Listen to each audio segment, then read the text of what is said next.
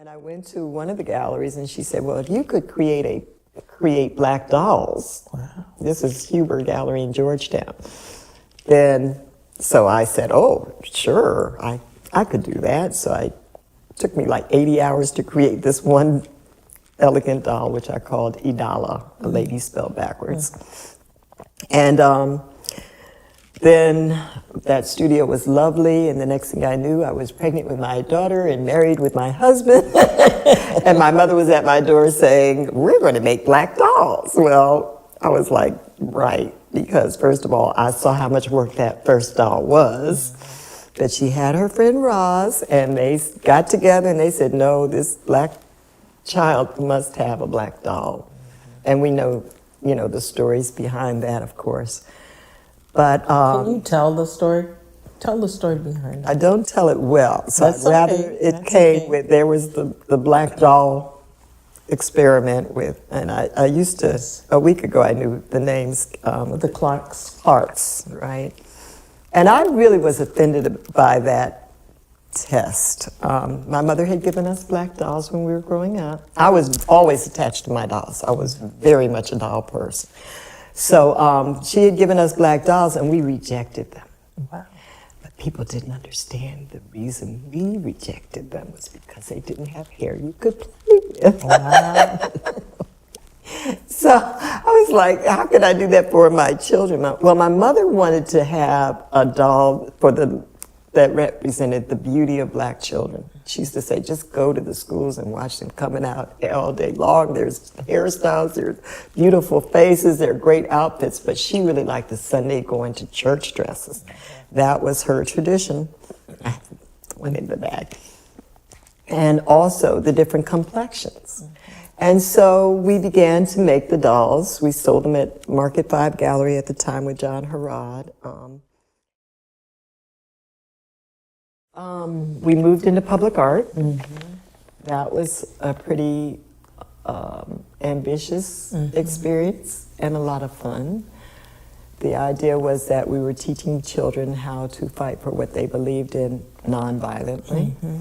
So we taught them peace wars. Mm-hmm. But all they heard was the war. So then we did Peace Wars 99, then we crossed out the Peace 2000, the war in 2000, and just went straight for peace. And then in 2001, we called it 2001 A Peace Odyssey. So we could just forget the war and go with the journey.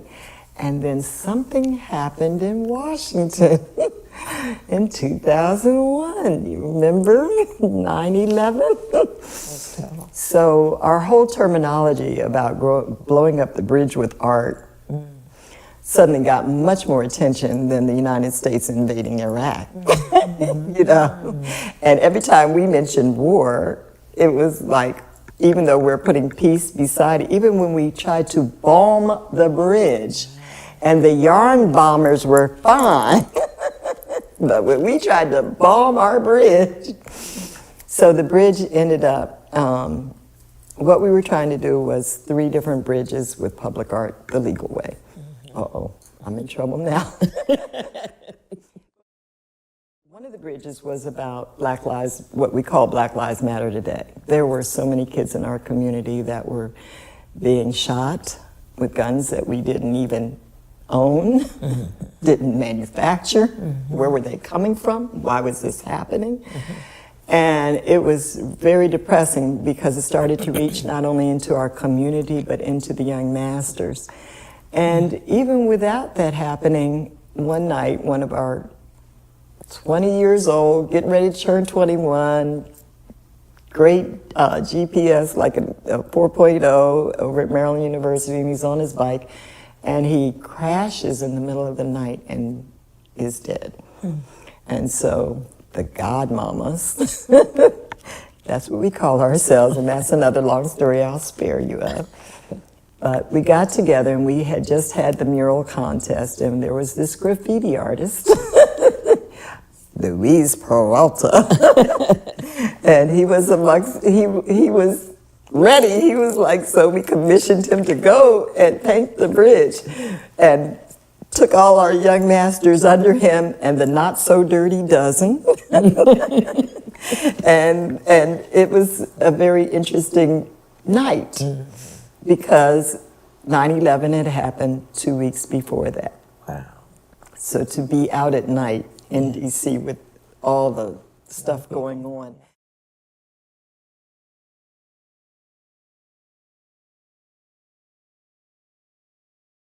I created a pattern and they sewed it and they just had a ball, the two of them, and all I had to do was embroider faces, which eventually I turned to painting because that was even too hard, you know, and the hairstyles. And the idea of the African diaspora came out in our dolls. We wanted to have the Caribbean represented. Yes. I'd married a Bahamian, so of course we had to have, you know, Caribbean representation, and then African, you know. So I did more of the African and the Caribbean, and then dreadlocks were coming in and braids were coming in, so we all had fun with hairstyles. And then my mother she was a thinker, so every time we did one thing, she would just come up with, now we need to do a coloring book, now we need to do cutouts, now we need to do, and she and her friend Roz, they came back with wall hangings, and then Roland Freeman came to us and said, can you do quilts? He didn't say it like that, though. He was like, I want you to do, and my mother got it right away, I got it too, but he wanted to team us with the Southern women in a folk project, a folk craft project. Both of my parents came from Florida, Ocala, Jacksonville, Daytona, and my father was a very talented person before he left Daytona. He sang with Bethune-Cookman's choral group, and he was known for his voice. Once he got to, I want to say America, once he got to Harlem, he lost it. He never sang another note. Oh my. He used to love to dance. He lost all of that. Because when the hula hoop came in, and we were all teenagers doing the hula hoop, he couldn't do it. His body was like, he had lost his talent, his creativity. Well, he didn't lose it. He didn't lose it. But the voice and the body movements, the freedom of letting go and movement, Was that he lost through all of illness? that. No, was this fear of revealing himself, letting go. Oh, okay. But what he became was a interior decorator, a carpenter, what else he did? A posterer. My father did multitudes of things, Tailor, my stitching and whatnot, tailor. All of that was round stickling on needles and pins and things all in the house. His color was purple and yellow. What color is my house? Purple and yellow. My house is purple and yellow, That's right? right. And all of that. And when you come into my space, that's my father's energy. Wow, wow. And he was a Capricorn. Wow. And the fourth house in my chart Uh-huh. is Capricorn, Okay. Right which is now. my home. Wow. So his energy is there. Yeah, Yes. yeah, yeah. The house being painted purple is there. Yeah. Wow. And can you tell about your mom? I love the story about your mom, and I call it Little Africa, the place where she was from. Oh, yes. By the time I was 4 months old, she took me directly to a circle of women. Circle of Women. To a circle of women in Ocala, Florida. In Ocala, Florida, who were my ancestors and her ancestors. I mean, who were her ancestors, and I mean aunts and uncles and elders who became my circle of women, because she left me with my grandmother, and around my grandmother was my aunts and whatnot who cared for me dearly, and there was always this circle of women beginning at that age. And through the rest of my years, the circle of women has been and continues to be. When I went into nursing, it's a circle of women who are still there. That's right. Who are still there That's right. after 50 years. Ebun, Adelona, That's right. and That's right. That's right. all those folks. So my mother left this with me, and amongst all of these ancestors, today, you know, their spirit is always around me. Yeah. Mr. Brown did. But my father didn't talk about Why didn't going he south. talk about it? He didn't. He refused to. Because when my wife and I moved to Florida, he said, you can go down there if you want to. That's what he said? Yeah, you go down there and water, but if anything happened to you, I ain't coming. Oh, wow. Wow. I ain't coming. Mr. Brown, didn't you know your grandparents who had lived through slavery? Did I understand that story correct? Well, my great-grandfather,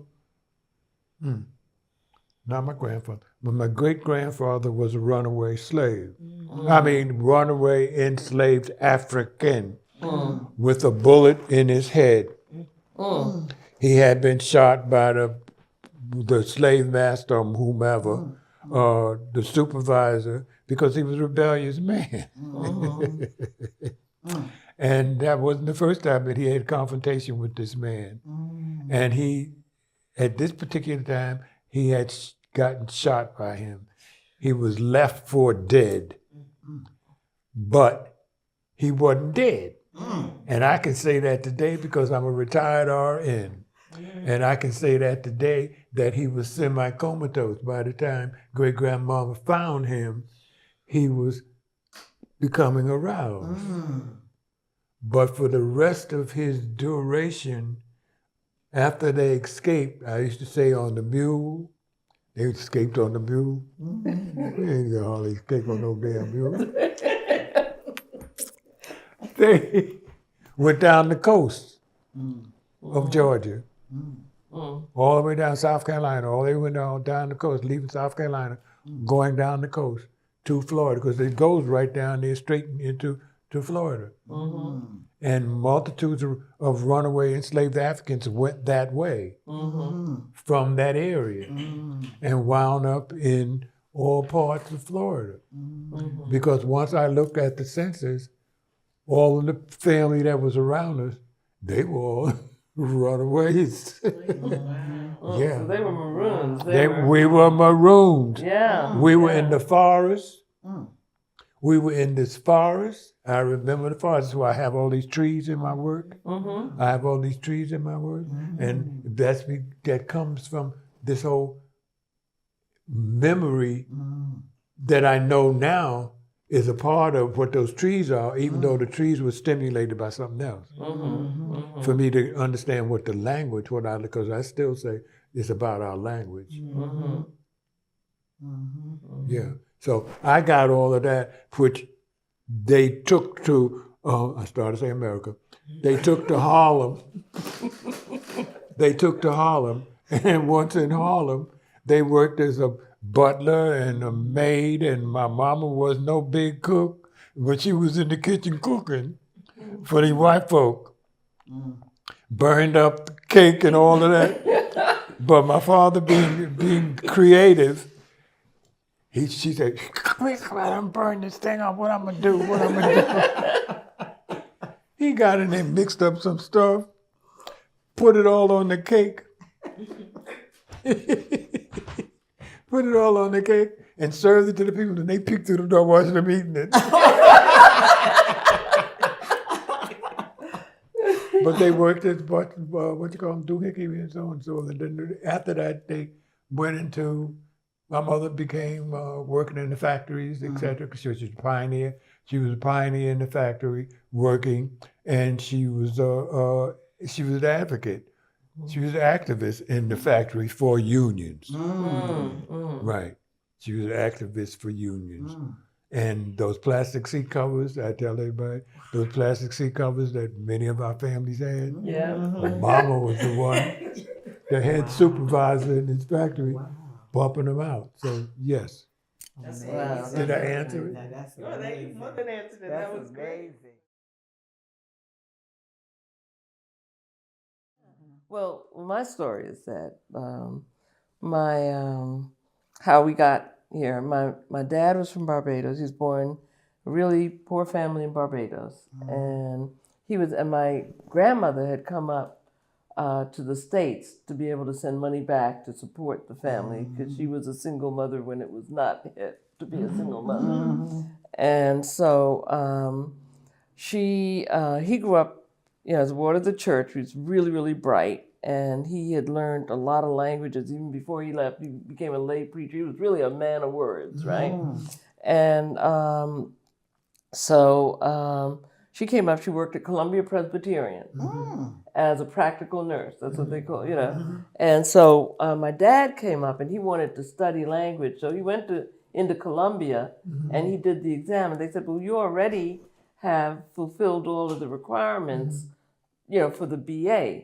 So we can't teach you anything, because he'd learned he'd learned Latin and Greek, and he had studied Aramaic, all these things, right? Because in the church, that's what you did. And he remembered his first lesson when he was young was his grandfather was a Garveyite. And he said he came home one day from school, and they said, he said, oh, today was Victory Day, because, Barbados was a colony, right? And he said that we learned that we are subjects of the British Empire. And his grandfather Huppy said, you mean objects of the British Empire. He said, if anybody asks you, I'm going to give you your first lesson in Spanish. Yo no soy inglés. Yo soy africano. And he had worked on the Panama Canal, so that was it. So anyway, my dad ends up in Harlem, and he was at Columbia, and he started working with other people like John Henrik Clark was like a really, really good friend of his, and they used to meet at there's a little library. It wasn't the Schomburg, but no, it was the YMCA, the basement of the YMCA. Which is up the street. Yeah, right, exactly. And so when I was a kid, I used to go with him to the YMCA and sit down. It was boring for me, but but I would be drawing and doing stuff, at that time. Wow. So that's how he got his start. He was an activist throughout his life, and my mom came from a family. Her father was a goldsmith, and so she grew up in a family where he used to make jewelry for all of the kind of the black folks in Guyana, and a lot of the doctors and the lawyers and that kind of thing. But she actually loved beauty culture. So when she came to the States, she worked in a drugstore in Guyana, and she'd make up her own potions for here and stuff like that. And so she wanted to come to New York because she wanted to learn from the Americans how to make. She had written to Mr. Posner at the time. But she used to get stuff like that. And then, she worked in a factory making bags while my dad was in school. She did all sorts of things, and but she loved houses. So we ended up in Brooklyn, and so that's where we on St. Mark's Avenue. And so most of the time we lived in Brooklyn. I went home. I went to a lot of my relatives right after the war had moved to Bermuda. And my grandma had passed on. Which war? Huh? Which war? My mom's grandmother. Which war? Which war? Oh, the World War II. World War II. That's right. So anyway, so I ended up most of the time in Bermuda, and when I was really young, and then when I was in the third grade, I came to the States and went to school in the States. But growing up, I knew I was an artist from the time I was little. So anywhere there was art, I'd be hanging out. I'd be hanging out at the Brooklyn Museum, and I didn't know that Camilla was there at the same time. You all were there at the same time. Following her the whole time.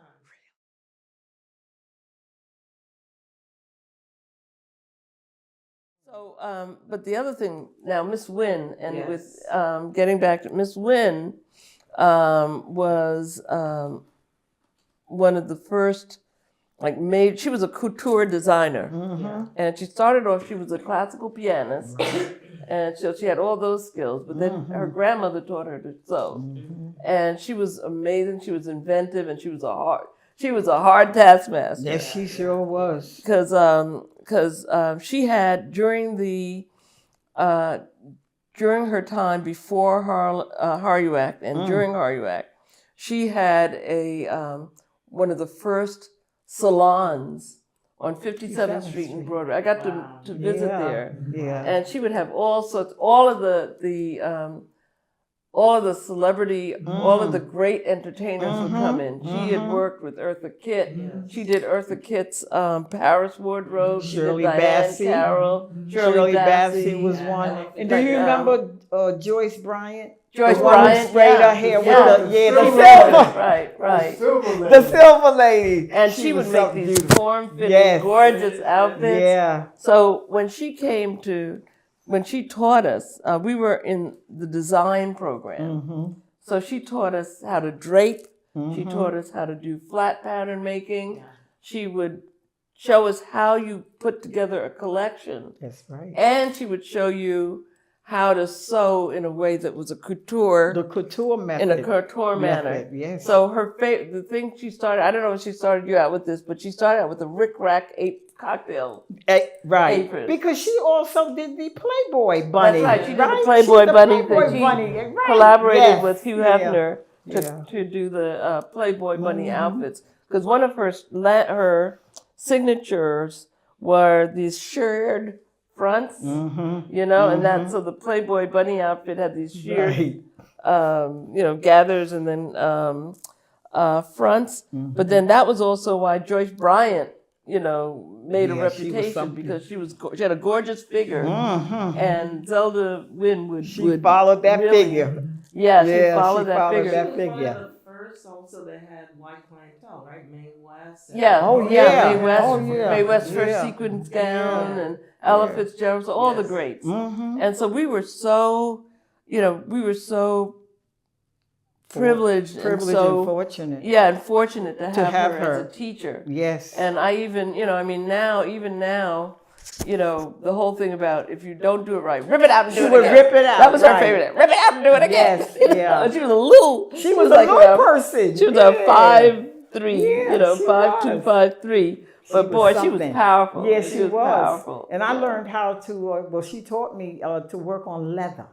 Oh, I remember. I don't know if one of my first outfits was working on leather. Wow. And she was really quite something. She used to do roses. Yeah. And leaves and stems. Wow, I didn't get out that of leather. from her, Out of leather. I mean.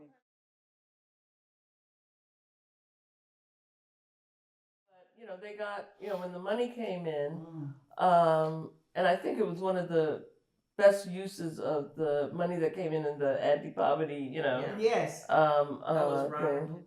There was another program that came in that that a lot of the artists got paid, the teachers got paid. Was it COLA? And it was, because WPA was Franklin D. Roosevelt, and then this other program during the 60s, I cannot remember what it was, but I thought it was the COLA program, because I remember everybody had their checks. And we got paid. That was the other thing. We got paid. It was like a stipend. Wow. Yeah, we got paid. It was our summer job. Yeah. Did you have to audition, or what did you have to do to get into Harlem in the first place? Well, Or just it was just open. It was. It was open. It was like community. You came and. Right. And maybe you were interviewed, and the next thing you had a job Right. and a stipend, and you They had was it was a summer teaching. jobs program, Yeah. and then it continued. They had some things in the fall, but yeah, it was amazing. It was an amazing thing. I started quilting in a cold, totally unfinished basement. And so I had a plumber working here at the time, and he was changing all the pipes out to copper and stuff, And he said, "You can't work down here like this. I got a radiator. I'm going to bring it over." So behind you is a radiator that he brought over. It made all the difference in the world. Stop. then I got my friend Dale. I don't have, you know Dale. I remember the name. Well, if I showed you the picture, you would know who he is. Mm-mm. I wanted Dale to do something to the basement. I needed shelves, shelving. So he did the shelves and and that sort of thing. And then he said, "Well, how do you quilt?" He was a carpenter. He worked in building houses and stuff like that. He said, "Well, how do you quilt?" And I said, "Well, you just come on over and I'll show you. All you have to know is really a 1/4 inch. That's all." So he came over. Now, this was back in the late 80s. He came over and he started quilting, and he never left. Wow. He comes Monday through Friday. He's still coming? Wow. Every day, every day, Mm-mm. Monday through Friday. And he's taken over this machine, some of my fabric, whatever he wants, to use. All of the stuff here, and that's fine. Yeah, I know what you're talking about. And So he built this room? The carpenter? Right, he did all of the shelving and stuff. Wow. And he also made this desk for his machine to sit in. He made this one for my machine to sit in. And so that's, and then I just had to have a sit-down quilting machine.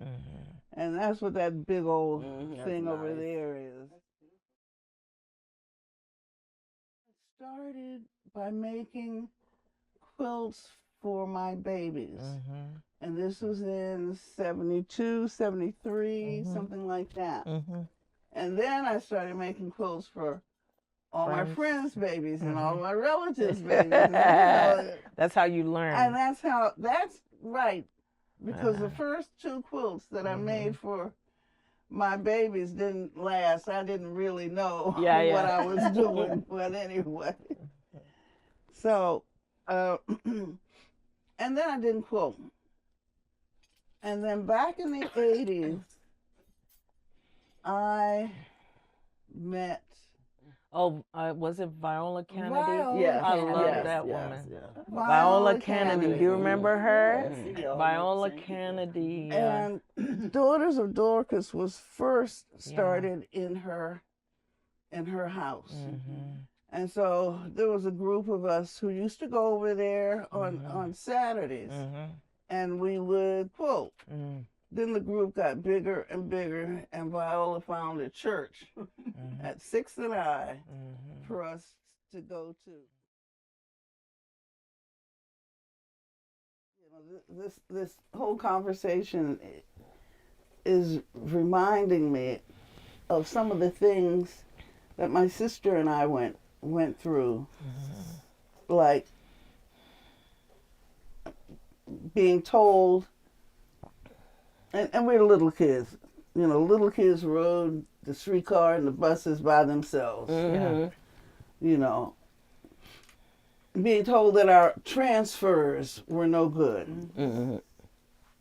And we thought they were good. They looked good to us. Right. But if this authority figure tells us that they're no good, they must be no good. So we don't have any money now, we have to walk. And by the time we got to my grandmother's house, my mother was there, my father was there. Where have you all been? And when we told them what happened, our transfers were no good. Yes. Then, of course, they got furious and they started making phone calls. And my sister and I didn't know, You were kids. Right, we didn't know what the problem was with our transfers. And one time... You wouldn't think they would lie to you about that. Right? No. Little children. Yeah. We were getting on... We had to take 2 buses two streetcars and a bus to get or two buses and a streetcar, whatever it was, to get to Parkview Elementary School. And one time we were getting, and at that time in the morning, it's full of people because it's, people are going to work and everything. My sister got on the bus, and the bus driver closed the door immediately behind her. And so I was left by yourself. By myself on the sidewalk. And the bus started pulling away, and of course I started running after the bus, you know. And my sister tells me that it was the people on the bus that made that driver stop and open the doors so I could get in. You know, I mean, I don't think I knew at that time what that was all about, you know. But, you know, to do crazy stuff like that to little kids, amazing. Well, I will tell you that my first activist days started when I was 6 or 7 years old. And I wanted to go to Glen Echo. And so I thought, I know what I'll do. My sister's a year older, 18 months older. And she's the one that came up with the idea, so I can't really claim it. Okay. But she thought that we should do a petition. We should petition the president to let the black kids on our block go to Glen Echo. Wow. So what year? Do you know about what year? About what year would that have been? She said she was 6 or 7. 6 or 7, so we have to work. Yeah, so I was trying to remember which president we wrote to, whether it was. Oh, y'all wrote to the president. Yeah. Oh yeah. We need to find that letter. Yeah, we wrote to. Well, the most serious part was my sister signed it, I signed it, and we got this other man to sign it. To sign it. He lived in the apartment building on the corner, and he signed it, Joe Blow. And, you know, we just accepted it. Yeah. So we had our 3 signatures. That's enough for a petition. Oh my God. That is so funny. So, yeah. And you sent it on? Oh yeah, we sent it on. Activism. Yes. And then somebody, asked, well, did you ever get a response? Well, kids, we were all into something else. Right. Thinking about Next thing, yes. getting that response. But that was the beginning of thinking about things. Why is it like this? Yes.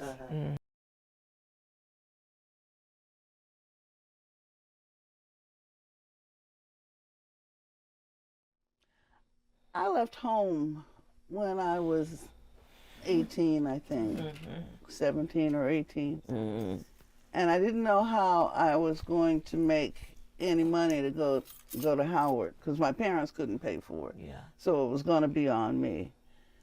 And so I thought, well, I know, I'll try to be a living domestic, and I can make enough money, The first weekend that I was there, she left. The lady left. It was only a single mom. She left. She left me with her child.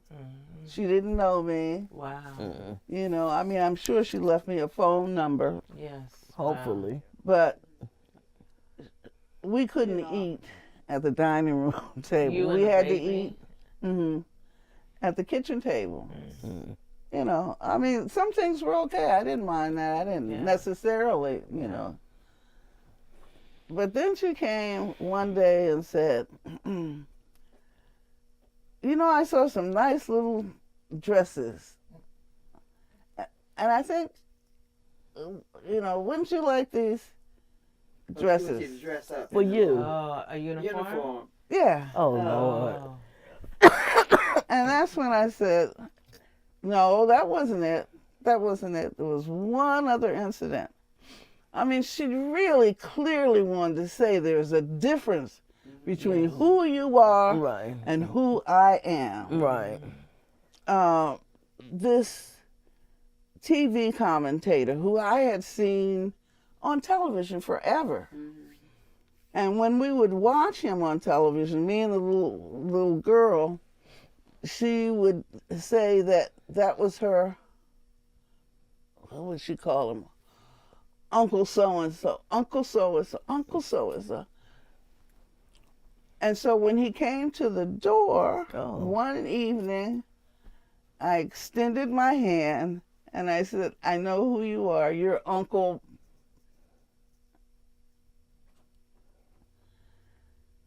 And he did not respond. Wow. So the next day, the lady chastised me about getting familiar. I'm trying to think of the word she might have used with her guests. And I mean, I always thought a handshake was, you know, what you do, and you know. Because you didn't call Mr. So-and-so. Right. Oh, I knew his. Maybe I did call him your Uncle so-and-so. I did. Familiar with the guest. Because that's what the little girl always called him. And I sort of felt a sense of kinship with him. I mean, Right. But that was, no. No, and that's when I left, and I went to work with another family. Wonderful family. Much better than that one. Well, yes, in many So ways. it's better for that to happen so you can meet the other family. Right. How long did you stay with the second family? Just for a few years, not terribly long. Did it help you go to school? Well, oh yeah. As a matter of fact, he the father in this household was one of Kennedy's lawyers. Wow. Oh, wow. And so after Kennedy got killed, you know, a good while later, he went out to Stanford, and he said, "Well, Sandy, why don't you come out to Stanford and, you know, you can go to law school out there." And I'm like, hey. And I went, oh no, I got a boyfriend. I can't leave my boyfriend. Right. That's too funny. It's amazing what you do. Amazing.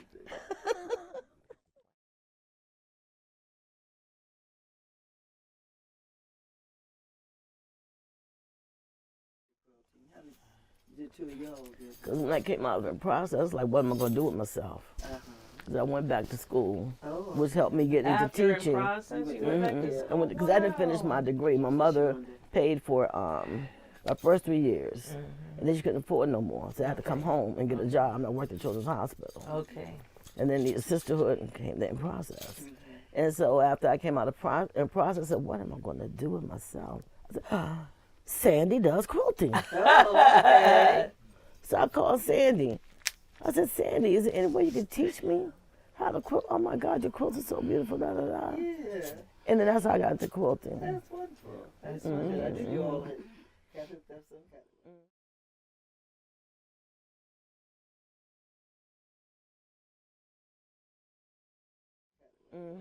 How did you leave, and why did you leave? In process. Well, I couldn't afford to go back to school and work and do it in process. Yeah.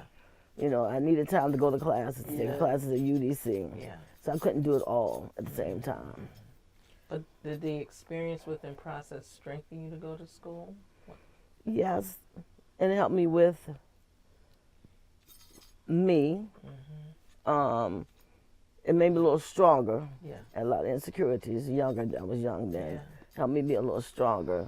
So yes, yeah. I think I could see her grow in self-confidence. When she was in She the would- process. Yeah, because like she started first, she would sing really soft, so we could not hear her at all. And then we said, okay, we're gonna Get her out. bring her out of that, get her a song that we can all just support her singing. Oh, that's wonderful. You know, we try Yeah, to try build to build people each up. other. Yeah. That's the goal. Yep. And what about you, Sandy? What? When you left, yeah. Oh boy! At that time in my life, I had one daughter going to the University of Maryland. I had another daughter who was about to go to Princeton. Wow. And I'm working full time. Yeah. And it was just, lot. and I'd get up at 4:30 in the morning and I'd come down here and I'd quilt a little bit and set something out for me to do when I got home from work. Yeah. And so after you do all this stuff, you cook dinner and whatever you have to do, then I'd quilt a little bit more. Then I'd set something out for me to do in the morning. Yeah. And I just became so tired Yeah. that going out later on at night was just Too much. too much. Yeah. Yeah. But how did it strengthen you to do what you had to do? That experience. Honey, I loved in process. I loved. Also, I had stopped dancing by then. Okay. And so, when you see a beautifully choreographed dance, that's a visual delight. When you hear in process Sweet Honey sing, I mean, that's such a treat. And I was just wanted to be a part of that. I couldn't sing so bad. No. Yeah. And so I think in that way it strengthened me. Plus, if Shanti was shy, You were shy. yeah. I mean, I can talk a big game, but I was really shy or lacking in confidence. Yeah. Yeah. So it opened that up for you. It did. It did. I love telling people I'm in process. And wearing your African garb and Yes.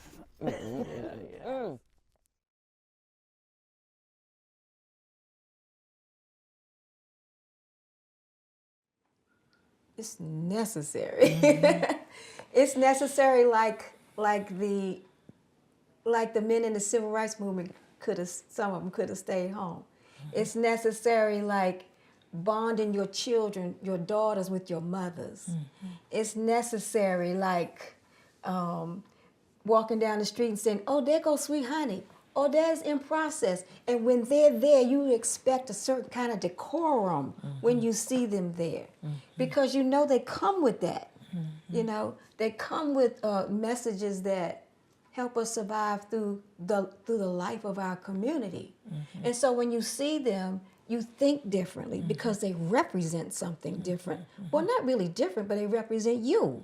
They represent us. And when you see them, they remind you that they represent us. So you are reminded. And sometimes you get to look back and say, wait a minute, I was doing what? I got to remember what in process was about. I got to go to a concert. I got to get to a concert. I got to be reminded. I got to go to a Sweet Honey concert because I got to feel that again. So they're packed. The concerts are jam-packed. Why? Because they got to have the feeling of where they came from one more time. Well, why do they have to have that? Well, can you answer that? Why do they have to have that? Why do we have to have that? Why we got to have that, Pammy? Because we care about each other and we care about our community. We care about each other.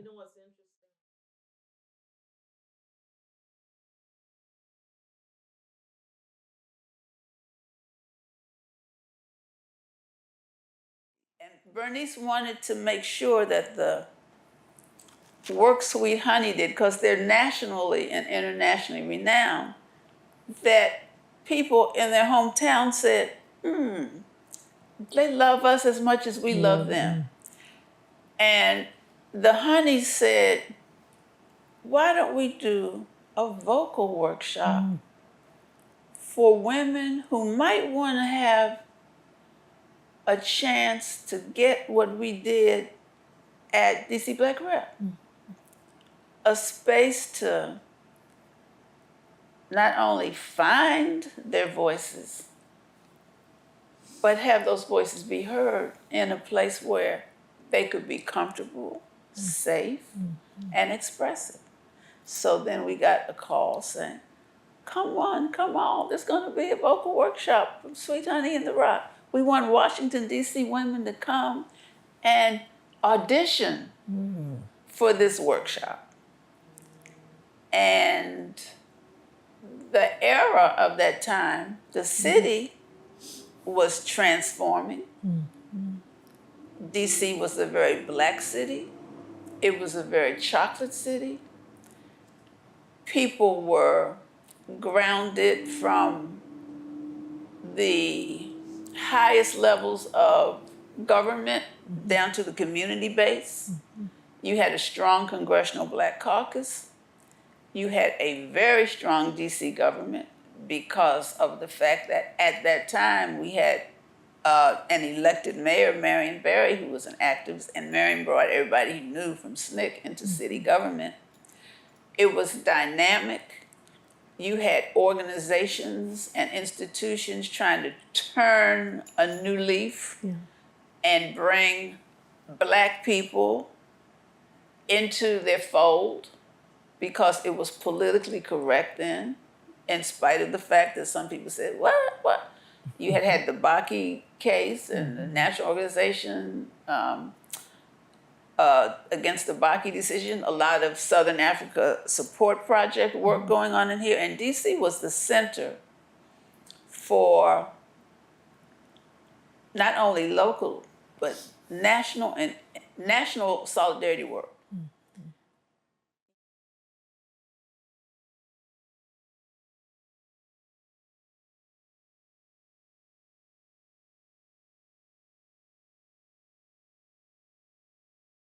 I remember Akua brought a spirit. She brought a spirit that was really different from who we were, because we were all, we were more in the world, and she seemed to be just a slight step above it with her spirituality. And it was interesting because I felt like it opened me up to be able to express my spirituality, and it made me more comfortable. And it's just interesting to hear all the different things that Akua was into. She really introduced me to so many different things. And that's something, thank you, Akua, because it really made me see things in a different way. And often when I'm thinking about music, somehow Akua comes into my mind because of the different things that she has shared with us over the years. What kind of spiritual things did she share with you? She does a whole different kind of thing, but yet to me, it all comes to one God. No matter what, who, how, when, where, everything comes back to one God. And I love that calmness that she has. I don't know where she gets it from. Oh, well, the Lord, of course. But, she always had that certain calmness about her. And so I really admire that in her. And I love her voice because it speaks what it really is saying, what we're singing about. It really speaks it out loud to people, and there's no way that they can miss it, And so I love that about Akua. And plus, I've learned some of these little songs from her, and I like that too. And it's just been a good journey. She's a good person to journey with. Yeah.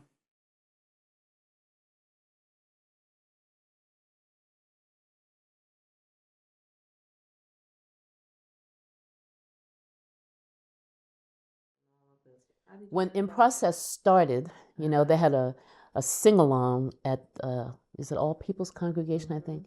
And a friend of mine, Lavert Mathis, he was really a friend and a therapist for me. And he said, you should go and check that out. And I said, oh, I can't sing that well. So I went, and I was chosen to be a part of In Process. And, you know, I was trying to make sure that I wanted all my hats to still fit, so I didn't want my head to get too big, right? So I really always had my ego in check, because I had left people behind that hadn't, they were my age or older, that hadn't created a life for themselves. Yeah. And I didn't want to feel so separate or make them feel bad. Yeah. So I slowly started singing. Joining. Wow. You know. And how was that singing for you relative to what you had done before? It was gospel before a lot, and you know, to write songs or hear songs about current events. Yeah, that was like cutting edge for me. Really, I remember singing outside after they killed Orlando Letelier. They bombed him in the car and killed him, and I never even met him, but I cried for months. It hurt me so bad that they would fence him in like an animal and kill him like that. And we went back to the embassy, and we would stand outside In Process and sing.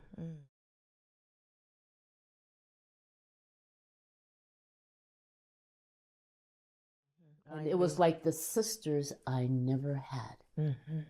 And I fell in love with it. And then, so I stayed with In Process until this calling for ministry came, and I left. And that when you had to concentrate, I did. Bring everything together. But how did In Process inform that decision? You sound like the 31 commentaries I'm writing right now. Is that right? What informs my decision? They were good women. They were kind. We took care of each other. And I love singing. If I couldn't sing, if I lost my voice, I don't know how much longevity I would have with my life. I have a blues singer, jazz singer, you know. But In Process was like a push. Like, you can do this. Yeah. And we were all on the same level. It's like no one was like, okay, you're here, it's the alto, but I'm up here. It was none of that. We were like, it was a sisterhood, as it still is. Yeah. And meeting all of Sweet Honey and spending time with them and talking and learning, it changed my life again. So I had a new chapter that I was writing because I could sing. I could, you know, I was trained as singing in school by a woman to write music, put it on sheet music, and really find my sound separate from someone else's. You were trained with that in high school? Yes. Wow. A woman, Justine Carter. As a matter of fact, we were in Rhode Island, we were the only school, and it was all black choir that were on the radio singing. Wow. Way back then. Wow. But she taught us. She was really hard too. But she taught us how to pay attention, how to read music, and how to make this joy for us. Wow. And That's so wonderful. I always have sang. And I whistle. I can whistle a song just like I sing it, right? Is that right? So my brothers taught me to do that. And you had 9 brothers? Yeah. Wow. Above and below I'm you? the second child, so I helped raise all of them. Wow. Well, the others, Yeah, David's the oldest. And they're just good guys. And, you know, they fear that I'm here by myself at first, and now that I have a son, and he's here, they really let up off of me a little bit. Wow. Yeah. But you know, Sweet Honey it was a family. That's what it is. They were my family that I didn't have. I could talk to them. I could share my troubles with Bernice. I could say to Issei. I could say to Evelyn, you know, I'm feeling this, and there was never a time that they didn't give me time to talk. What distinguished the 2 groups for you? They were more seasoned. The Sweet Honey was much more seasoned. And they taught us posture and etiquette and pronunciation. And I remember them teaching us pronunciation and then changing it. Really? And making it almost a different language to really sing a song, right? And, you know, they were like my sisters. Bernice was like, one day something happened and she said something to me. I said something to her. And then she checked me. Really? She said, you don't sing that well. She said that to me. And it broke my heart. But because I loved her so much and I trusted her, I thought, okay, I need to do some voice lessons or something because I want to sing that well. But she was just trying to keep me in my place. Okay. Because something I did made her say that to me. And I never forgot it. I can still hear her voice saying, you don't sing that well. Wow. Like you're replaceable.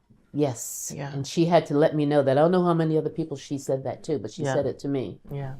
But I don't know, this, and not having a sister in process gave me the sisterhood that you needed. Sweet Honey gave me that sisterhood. They were my go-to. I could do that. Yeah. And so leaving them to open my church was very hard for me. But the pull was stronger. And I'm glad that I did it. Yeah. Talk about the church and its mission. So we are called the Unity Fellowship Church Movement. Our mantra is that God is love and love is available to everyone. Okay. We are even in communion with grass and dirt and trees and all of that. The animals, everything. Archbishop Carl Bean was the founder. Is it its own? It's non-denominational. Non-denominational, yeah. Okay. And we have a belief statement that says we honor everything. We honor the grass, we honor animals, and we definitely honor each other. And there's one part in there that says, God is neither male nor female. God is spirit without a gender. Wow. And that really pulled me. And why is that? Why did it pull you? Because, I was raised to think God was a man. Nobody's ever seen God. And I believed it. And so in schools, I would challenge my professors, even at Howard. I would even challenge Jesus' birth. I want to hear everybody's opinion about things. Yeah. And I said, I'd be the one sitting in class saying, so you really think God's a male, right? You think a male could give birth to all of this that we see? And they would listen to me and they would never say, no, you're wrong. But when I found the scripture, I said, this is what it says. God is neither male nor female. God is spirit without gender. And so, every professor there, Kenyatta Gilbert, who's now the dean, we're like friends. Oh, that's great. We're good friends. And I never can say his name. Ntakasi Coates. Oh. Another friend. Yeah, I met some just really wonderful people. Vashti McKenzie that I can talk to. Oh, that's excellent. I made a point, Yolanda Pierce, to keep people in my life that could guide me, even when I thought I was grown, to really be able to bring me back down and have conversations with me. And so I'm blessed. I'm blessed that, when I went to hear a group sing at Millennium Stage, and that's how I ran into Paula and Pam. And Pam said to me, interested in singing in process? And I'm like, wait a minute, let me clean my ears. What did you just say to me? I would never think that question would be posed to me. And this entity that I look up to was right there at that moment. I could feel it. And I didn't hesitate. And I said, let me just audition and let you hear my voice, because it's been a long time. I had a young voice then, it's different now. And came here to sing, and they're like, that's it. Wow. How many people were in process at that time? Oh my God, it was so many. Really? Yeah, it was like 15, 20 people maybe. And they just filtered out, and I became one of those that kind of just left. Yeah. Because I had to do something else. Yeah. But it's a sisterhood. Yeah. And we sing about current events. Yes. It's not, the bebop and the jazz. And I do that as a soloist. Yeah, right. By myself. But it had meaning. Yes. All the songs had meaning about the past and what the future could look like for me as a Black woman and all of us. So, yeah, it was. And when they asked me to come back, I remember calling my good friend Levert, and I said, I have to tell you something. Sweet Honey, I talked to Sweet Honey, and in process has asked me to join them again. And he just said, as you should. Yeah. So what do you call, Did you do it yet? Yeah. As you should. And I said, okay, that's it. How did that form Were you the first pastor of your church? Yes, I opened it. You opened it. How did you get the resources to do that? Sorry, Ron. I looked around the city and found a place. Went to places that had chapels to see if I could rent their chapel, and I was going to pay for it out of my own money. I was working for EPA then. That I was going to pay for it until we built up the church. And I went to a church on downtown DC on the Circle, Thomas Circle, and I met a much older white man, Pastor Bob, and I asked him if I could take him to lunch, and I told him what I was interested in. They have N Street Village there also.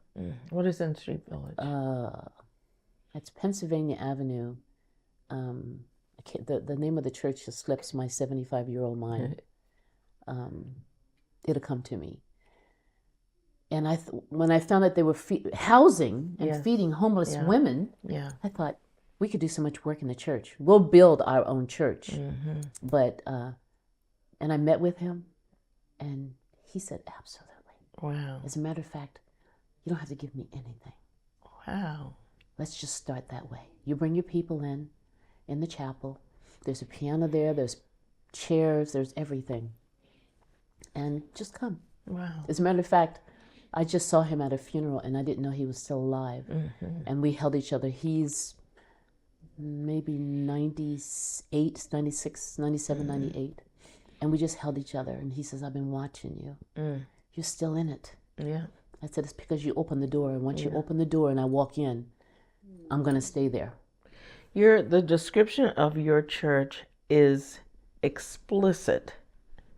You know, it's there's no guessing that you are a denomination for everybody and that you have an LGBTQ contingent there. Yes. You don't apologize for it. It's just there. That's what it is. And so how was that received by the rest of the churches, and how did you make that determination that our whole movement, you were part of a movement? Unity Fellowship of Christ Church movement. Okay. And the mother church was in Los Angeles, Culver City. Right.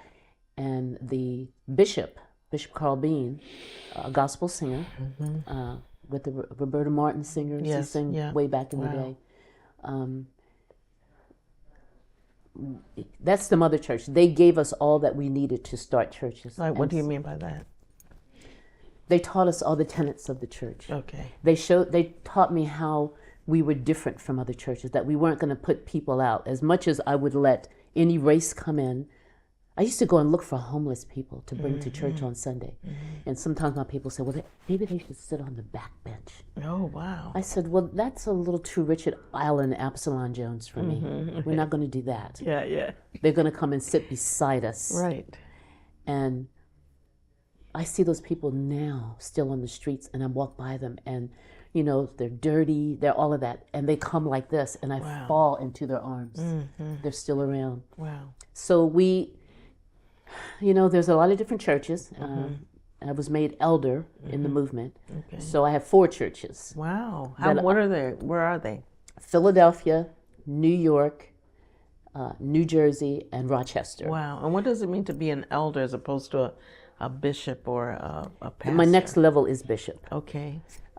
So you visit all these churches? Yeah, from time to time I go and speak. We do things on Zoom service. And so they have their own pastors who are my friends, but I am their elder in that jurisdiction. And that means what? That means that when something comes up, if there's a riff or something in the church, and maybe the pastor needs help, he or she calls me. Okay. And I help talk people off the ledge or make sense of what You're they're like doing. Negotiating and all of that. They call me the sage. Yeah. I said, okay. I thought that's Nice something you to put get. in stuffing, but that's okay. That's okay. Oh, gosh. But, there's every part of me has to be used while I'm on this planet. Yes. My voice, my thoughts, my ear. Yeah. That's who I have to be. Yeah. And as an Aries, a fire woman, I'm just in all of it. I never get tired of helping people. I worked Georgetown University Hospital as a chaplain for 12 years, and I told them I'm palliative. So I help people die. Okay. Every day, even children, babies, parents with kids. And I just said to them, you know what? I think I'm finished. And you're done with that work too? Or is I'm that done what you're with saying? working at Georgetown. I'm done with working. Okay. Let me just say that. All right. And I want to be free to do what I want to do. Okay. So I've saved to prepare life You've for been this. doing what you want to do. I have. You just got a check. Yes. But you're ready to do something else. So I've been studying for doula. Oh, that's doula. wonderful. Death doula. Wow. So I can still help people die. You don't like easy, do you? I mean, it's No, not I just have being to, a yeah, doula. it has to be something. Yeah, you know, it has to rub against each, and I come in to smooth it out. Yeah.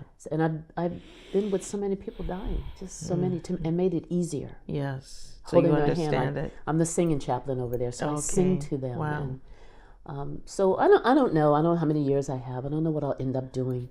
I do know that being in process feeds me. Was social justice important to both of you at that point? The social justice mission in your life or part of your life?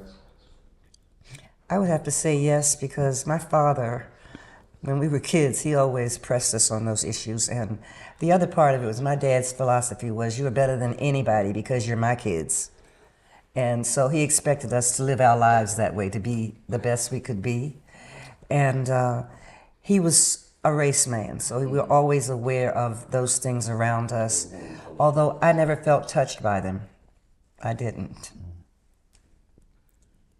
I guess this question is like, how did you get involved in social justice? And I think, it was always discussed in our home how we could make a difference and we could change things. And my father was like, my father and my mother were both, advocates for racial justice.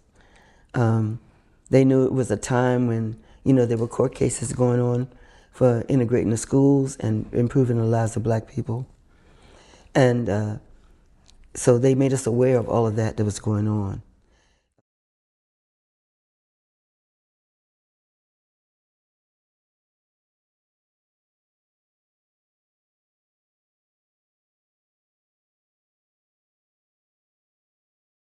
A friend of mine, Anita Brown, told me that Sweet Honey was having a workshop and you had to be invited, and I wasn't. But I said, oh, I can't come then. I wasn't invited. She said, come anyway. And I did.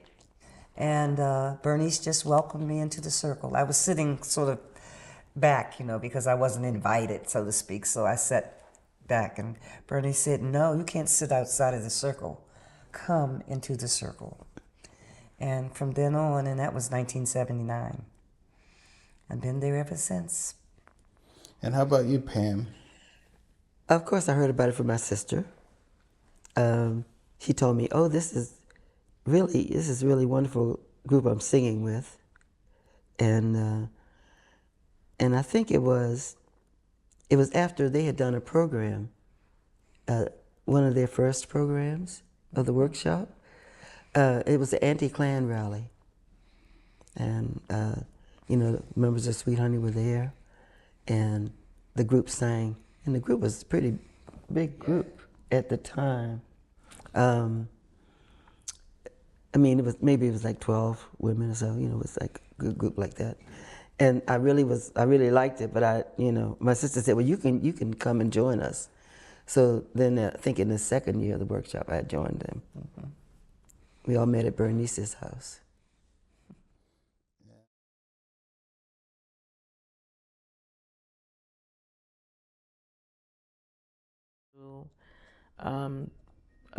It's like when Pence went to see Hamilton and the cast stood up and said something. And I think there are opportunities in staying in the fire. That might, not everybody agrees with me. That's good. But I think that you can't always back away. You gotta fight. You gotta fight. In order to win, you have to fight. Right. You don't have to be physical. No. You can use your words. Yes. You can use them in song. poetry. I mean, look at Baldwin. Yes. He told people off in poetry. And he was also very direct when he spoke in your face. It's not easy. I can't do Baldwin, but a little bit every day because I have to. He's one of those that forces you to think.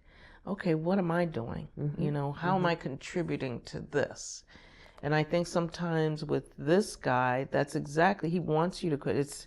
It is like all of these executive actions. They're to keep you busy, keep you off looking at what the goal actually is. It really is. Yeah. So he's going to distract you. You're going to move away when, let him come at me. Right. Let him come at me. So quitting is not I'm not sure. It's not the answer. It's not the answer. I think the answer is to stand firm on your ground. This is a national center. If he wants to fire you, let that be the headline. But, I'm not thinking like everybody else. So, but you are, because we come from a people that did exactly what you just said. Yeah. We didn't have a choice. Ain't gonna let nobody turn me around. Right. Right. I'm here. That's real. Yeah. And they were singing it to each other, and they were letting the adversary know that too. Yes. So you can get a message across by singing it rather than saying it. Yeah. And then, you know what? The adversary fills that gap that you've left behind. Yeah. So that's how he got into office. You know what I mean? We weren't paying attention. We were doing some things we shouldn't have been doing. We fell asleep. We did. And we fell asleep on what we were doing wrong. We weren't, it's a whole lot of things that we weren't doing right. And he's not as smart as we think he is. No, he's not smart at all. Because I just heard him say, we won the election. I forget where it was.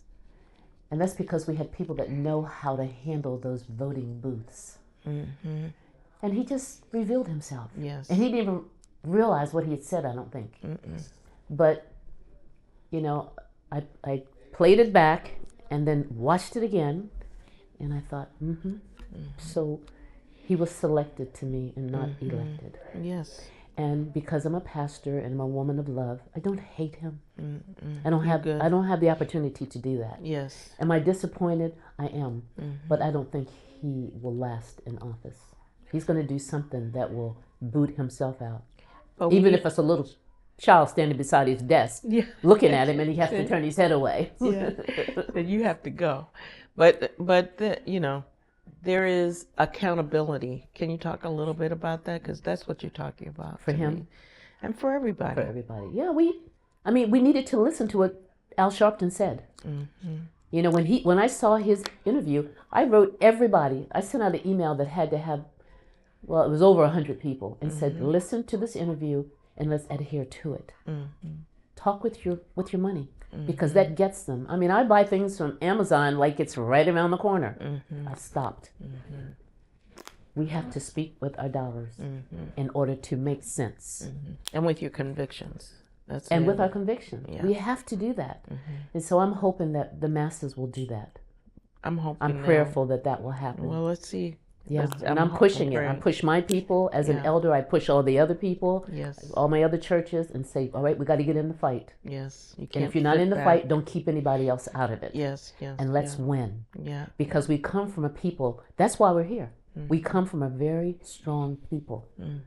Even my grandfather that watched his father get burned alive for stealing, only to find out it was food, right?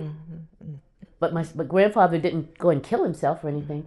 He knew there was another generation coming up that he had to take care of. And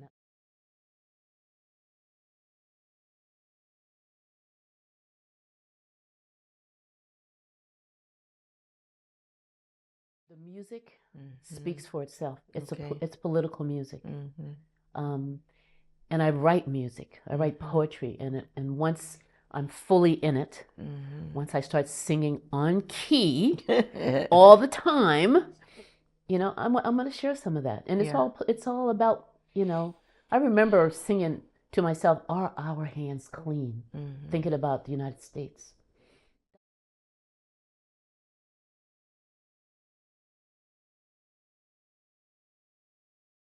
I walked into there and I saw all these beautiful women. I said, where am I? you know. And Shirley introduced me to In Process, and I don't remember what she said at that time, but this is your interpreter. However she said it, Shirley's soft spoken and all. And I sat down, and they welcomed me, and I felt the warmth. This was something I had not felt since Richmond Avenue. All right.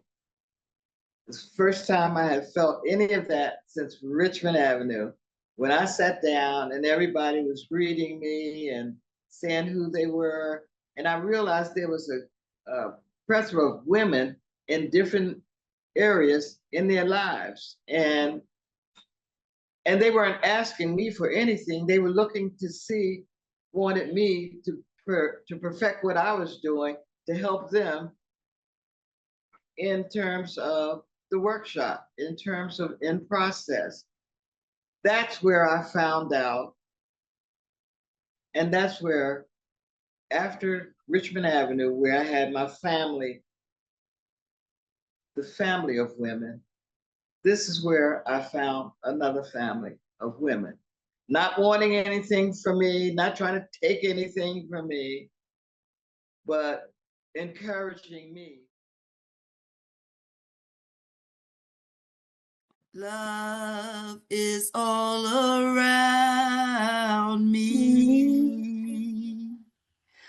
Love is all around Oh, this doesn't sound like In Process. me. And I know it won't be easy. And I know it won't be easy. But with love all around me, there's no doubt in my mind I'm gonna make it. Yes. All right. Thank you. That's it.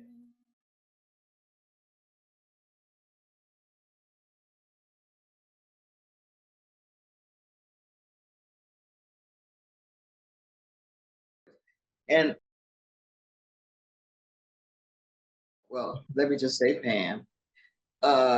We called her the human organ because she could sing every note that needed to be sung and could put everybody on, could hear everybody if they were off note and put them on their note. She and Michelle were, they were a team. They were a team.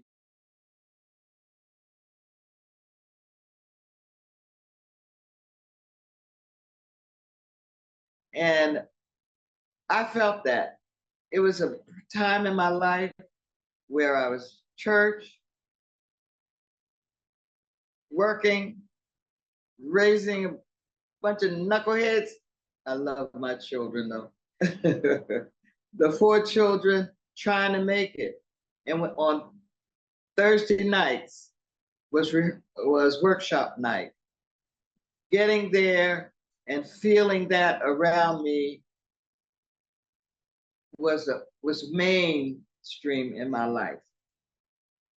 And if I were to say anything that I got from In Process, it's a bunch of love, and I enjoyed it. I souped it up.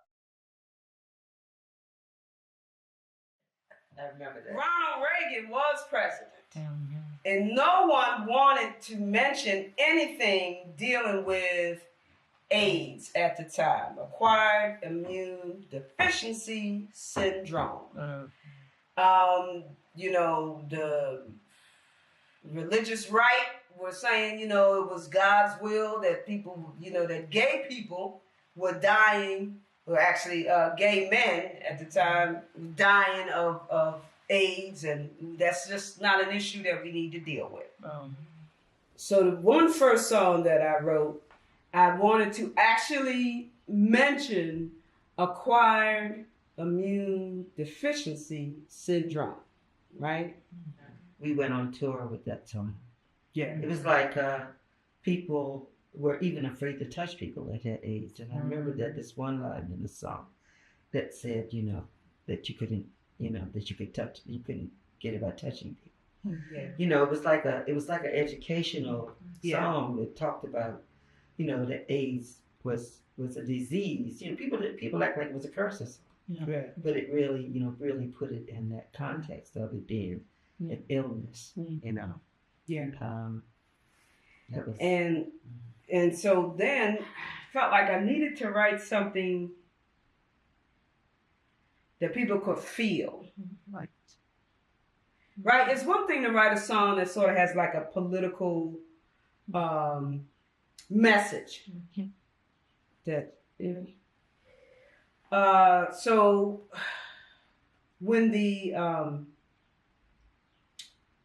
AIDS quilt came to the ellipse, and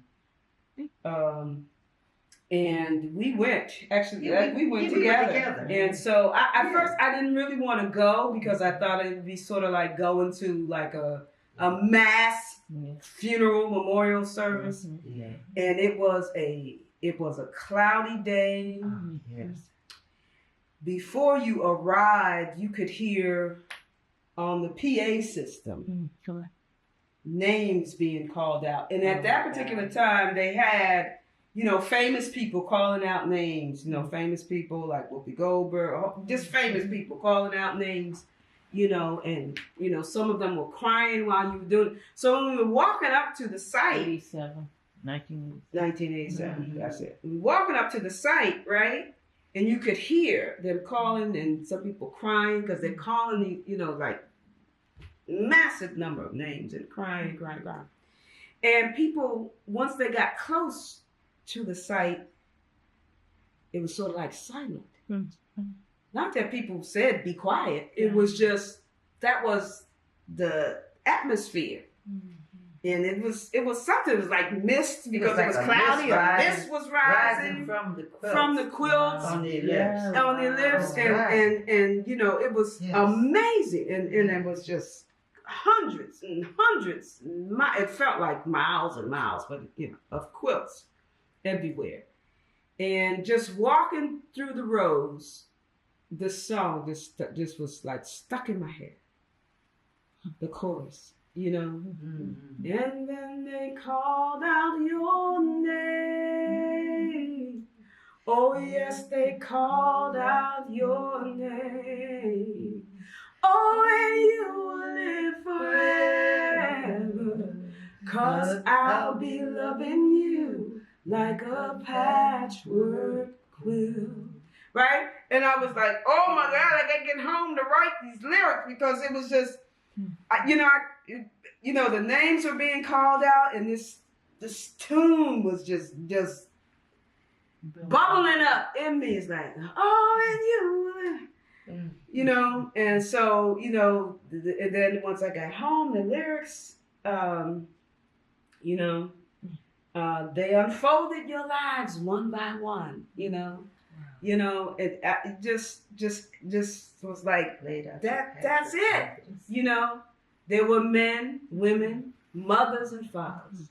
You know, sisters and brothers, daughters and sons, children and babies. Because you know, we saw some of these quilts. It was like little baby quilts. You know, rattles. It's like, how could that not tug at your heartstrings? I mean, how could you not be moved? You know, their lives had meaning. You know, their lives they touched many people more than we know. So it was it just flowed out. You know, yeah, that's powerful. Yeah, but that experience was powerful. Yeah, that experience was powerful. Forget that. Yeah.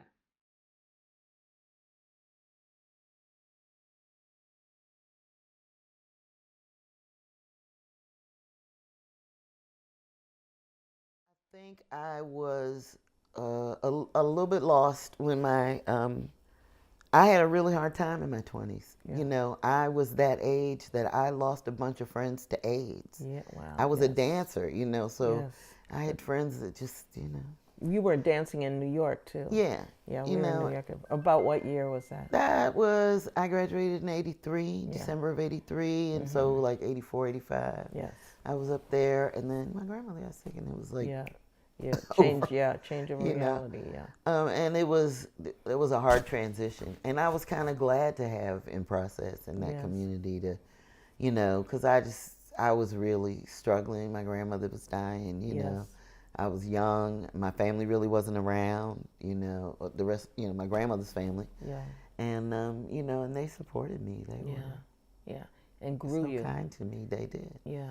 And they kicked my butt when I needed it too. Yeah.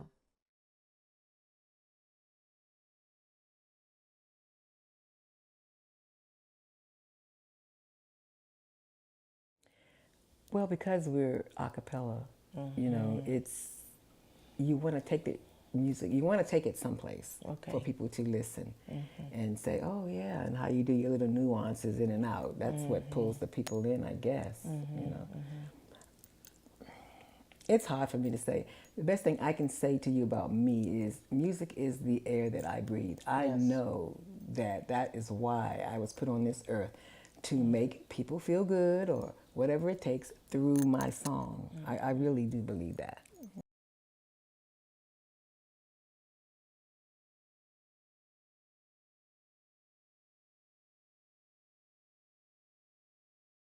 I'm doing mostly private stuff.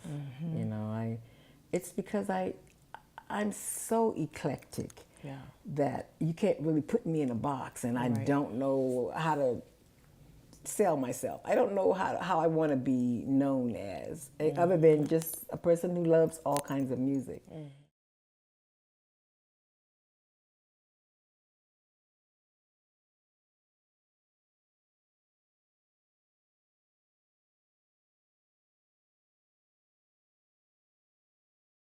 Well, because In Process gave us a reason to believe that, we deserve just as much as anybody else.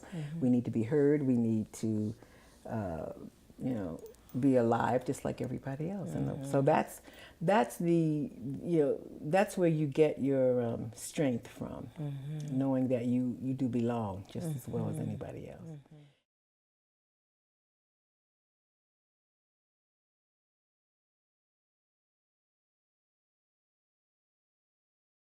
Tell me what to sing and give me the tune of it, I can do it. You can do it, right? You're a real Washingtonian, like Paula. Really are. I always felt like Nketia's voice was the heart of In Process. Yes. Just like with Sweet Honey, I felt like Evelyn's voice was the heart. Yeah. I miss Nketia's voice. Yes. Because that's like... She laid the foundation. Yeah, and I sort of just rested on that foundation. The melody, I mean, the so melody is there and it's hard. Yes. You can do anything around it. Right. I don't move from it. Right. They could easily harmonize with me. Yeah. I did hold it down. Yes, you did. Hold it down. Yes, you were. Hold it down, girl. You were. You were absolutely that. And when you Big props, yeah. And even I from the audience could tell you were the hold it down girl. Sorry about that. I just felt that. Yeah, you were definitely the hold it down girl. And they would dance all around you, and you just, that's hard to do with her because she makes you want to play. I sat next to her during choir, I'm like, oh, I want to play too. But you just stayed on that note. And then I did do something wrong, I'll turn around and look at him like, get it together. Smiling the whole time. Yeah, smiling the whole time. We would never know that you were doing that. Yeah, that was good. I could see the Tiya when I was off. She has that get it together look. Yeah, but that was good. She's regimented. Yeah. How did you find In Process? The workshop. How did you get involved with them? Who introduced you to the workshop? Evelyn of Sweet Honey in the Rock. Yeah. Her friend and my ex-husband were programmers on WPFW. Okay. And so one day, I guess they probably, I don't want to say drinking, but probably, they said, hey, you ought to bring your wife in here. Let's do this. Let's see if she wants to sing. And so that's what happened. Evelyn and I connected real easy, and she said, well, Nketia, would you like to go see Sweet Honey in the Rock concert? I said, sure. So I got it free. Wow. When I sat there and I listened to that music, it was like I was the only one in there. They were singing to me. Wow. That's how awesome I thought they were. Wow. And so that was the beginning. What was it about them that attracted you? I know you're a singer, but what are you getting out of this? What are you getting out of the music? No instruments, and they were singing for a cause. Right. Everything they were singing about was how I felt. Yes. Sorry. Okay. So that's what connected. Yeah. And then, let me see, what else was the connection? The workshop. That was it. Come on and go to a workshop. And that's when they had like, it seemed like 100 women in there. Yeah, they were coming and going. They just wanted to workshop. And then somewhere towards once that workshop ended, there were a few of us who said, hey, we don't have to stop singing. Let's put a group together. Yeah. And so that's when the process grew. Wow. What did the workshop mean to you when you first got there?